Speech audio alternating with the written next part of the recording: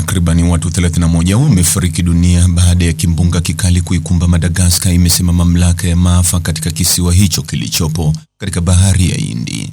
Kimbunga Gezani kilipiga Jumanne na kugonga bandari kuu ya kisiwa hicho, Toamasina. Ofisi ya usimamizi wa majanga ya Madagascar ilisema kulikuwa na machafuko, ikiripoti kuwa nyumba zilianguka katika eneo la athari ambapo miili ilipatikana. Vitongoji vilitumbukizwa gizani huku nyaya za umeme zikikatika, huku miti na paa ziking'olewa. Kilichotokea ni maafa. Karibu 75% ya mji wa Toamasina uliharibiwa.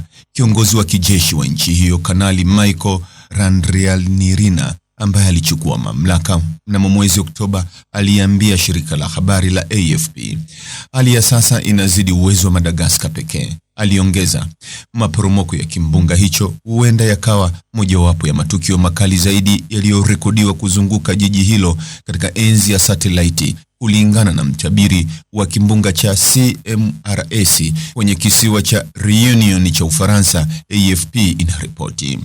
Ofisi ya kitaifa ya kudhibiti hatari na majanga ilisema wengi waliuawa wakati nyumba zilipoporomoka.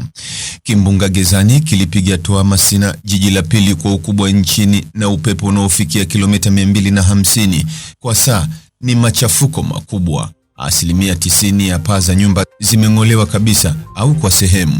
Mkuu wa usimamizi wa majanga katika shirika la misaada la Action Against Hunger, Rija Randrianarisoa, aliliambia AFP.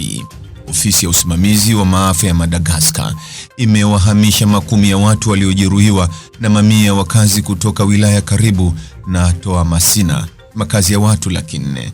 Mtazamaji, ni yapi maoni yako kuhusiana na taarifa hii? Andika maoni yako katika sehemu ya ujumbe hapo chini. Like na subscribe pia, ili uwe wa kwanza kupata habari wa chungu tele. Hii ni Focus News. Jina langu ni Deo Kaji Makomba.